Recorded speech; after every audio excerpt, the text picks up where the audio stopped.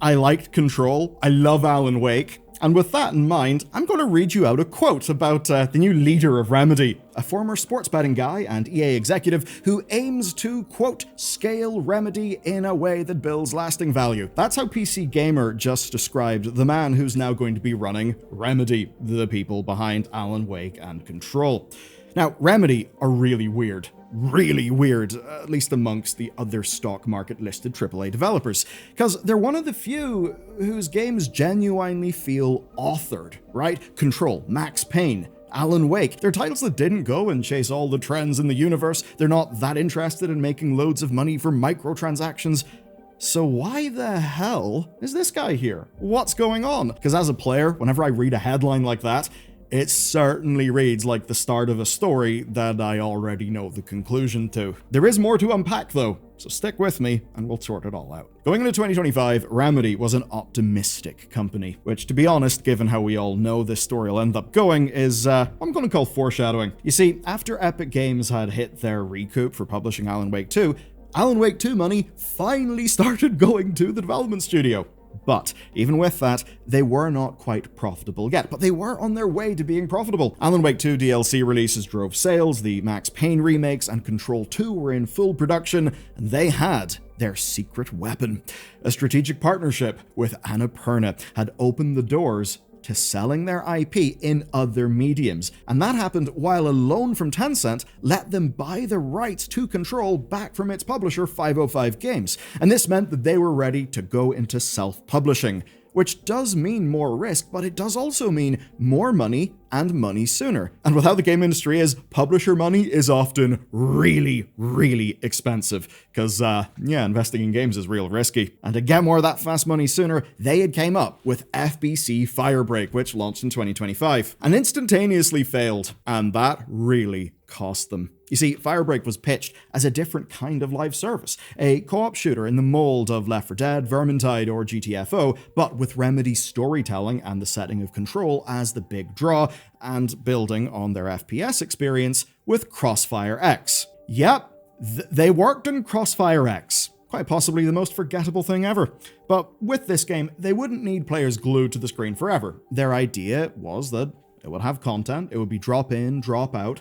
But the thing is, it didn't work. It had too high of a price, there was too much friction, and not enough content. That meant that the game bled players and revenue fast, even though it did hit 1 million players, of course, not via direct purchases, but in great part via subscription services. And as of the latest results, Remedy have now written off over 16 million euro on that project. So basically, Fubar went completely tits up. And about half a year after it came out, when it was clear there was no way out of this situation, their 9-year veteran CEO resigned.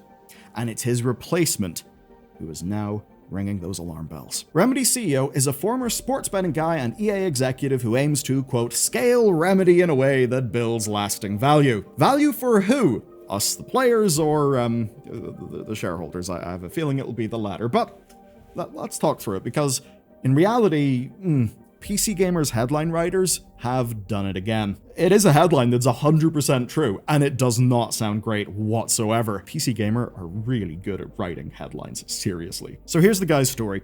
The incoming Remedy CEO, Jean-Charles Gauchon, apologies for the pronunciation, spent 11 years at Electronic Arts working on sports games and then free-to-play titles like Battlefield Heroes. He took a 4-year break to join the EVE developer CCP, handling publishing and market development in Shanghai. And then he returned to EA as vice president of EA Asia Studios, building regional partnerships and making sure their games resonated with that audience. After leaving in 2022, he moved into the gutter. He moved into sports engagement and betting platforms as they were scaling to global audiences. I'll say what we're all thinking after that. That doesn't sound like the resume of a man who'll continue making Alan Wake and Control. I mean, someone whose stated dream is a Remedy that, yes, quote, might protect what makes it special, but also, quote, scaling it in a way that makes lasting value, doesn't really seem like it's gonna be the things people love Remedy for. So for many, the conclusion was obvious here. It would be live service, microtransaction games, and nothing but it, especially since FBC Firebreak was such a success. And look, we've all seen that playbook enough times to recognize it. But why is he actually being brought in? Let's talk about that. You see, Remedy already tried a vision of this under their previous CEO, and it went really badly. Maybe the new CEO does know how to run a live service correctly, but he's also got a very specific remit. And here's the thing. When the chairman of the board welcomed him, he cited several strengths, but one thing was really upfront, that his purpose is, quote, to lead Remedy into a phase of profitable growth. But he also mentioned growing franchises, quote, greater independence through self-publishing, and, again, a quote, successfully leading international studios. And when you put those statements next to one from Remedy's last investor call, it turns out we can maybe interpret the real reason why this guy was hired. The slide currently on screen shows the actual reason you would hire someone like this guy. We see the Control Resonant is Remedy's plan for 2026. Firebreak isn't really expected to sell anymore. Basically, Resonant is everything. And according to this slide, Control Resonant is being prepared for a launch with, quote, an ambitious and global campaign targeting both Western and non-Western markets. And at the same time, Remedy says it's, quote, fully prepared for self-publishing with a dedicated team and comprehensive marketing roadmap. Now, of course, they would say all of those things, but when we think about it, some of those things were perhaps one of their recent weaknesses, given how FBC Firebreak ended up going. And targeting more markets and doing that in a self-published way does make sense if you want to be independent and rake in more money. So that's Remedy's plan, and it seems like this new fella does at least have some strength and experience in and around that. Because while he's led gambling platforms and has worked at EA on live service games, none of those are things that I like or want anywhere near my Alan Wake, I will be clear. I do have to admit that he's also someone who literally has a lot of experience and loads of connections in selling games outside of Remedy's traditional Western market. You know, things like partnerships in China. And when I think about a lot of my great memories in gaming, well, they do involve, as an example, games from Japan making their way over here very successfully. If that kind of thing could happen for an Alan Wake, that would probably be good for the company, right? Of course, I see a lot to be afraid of. I mean, down the line, this appointment may mean that the company will end up pushing for more profit, which is totally fine to do, but it's how it's done, and I do see a future where they do that in a way that betrays their previous work. But at least right now, this looks like the sort of guy you would hire when you want to sell more copies of the games you're already making, whilst actually also doing this crazy thing called making money from them. And self-publishing can help a lot with that. You see, in 2024, they explained that self-publishing scales their return on investment massively, and that means their revenue margins go up. But to do that, it requires them to actually sell games to players. And as it turns out, even though so many of their games are beloved, they haven't always been able to do the best job at that. So let's see the strategy for Remedy then. What they're trying to do is build up their reputation off the backs of Alan Wake 2 and Control. And that means that they will probably attract more players naturally, because people actually like those games. They have strong performance over time. They're the sort of game that you don't need to pick up on launch day. So that's good, and loads of people want to see a studio that makes single-player titles keep making those things. But the thing is, their titles are actually niche. I'll go through what we know. Alan Wake 2 was an Epic Game Store exclusive in PC, and it never came to Steam because no publisher would touch the game until Epic stepped in. Now, a lot of people have seen this and said, you made this game an Epic exclusive and now the game is, dead. Look at what you've done to this poor studio. And I do understand that, because publishing deals, after a lot of time, while they maybe would have saved you whenever you made the deal, they can feel worse and worse as time goes on. And maybe you see your studio struggling with its finances, whilst the game that is being sold that you made is mostly, sending money over to that publisher. But the thing is with this story, Alan Wake 2 literally would not exist whatsoever if Epic Games did not step in. Now, I wish Epic only did 1 year of exclusivity or something on their own store. I definitely, but you know what? At least the thing exists, and it wouldn't have existed otherwise, at least according to pretty much everyone familiar with the situation. So even though Epic did save their asses back then, I think you can still see how they would like to be self-publishing given a situation like that. The thing with self-publishing is that you now own all of that risk yourself, and that means that if a game is a failure, you could kind of go to zero and crash out. Firebreak was a failure, but it was a limited one. It was a game designed to teach the company lessons about breaking into different genres and about reaching non-Western markets, the sorts of ones that their new CEO has actually got experience in.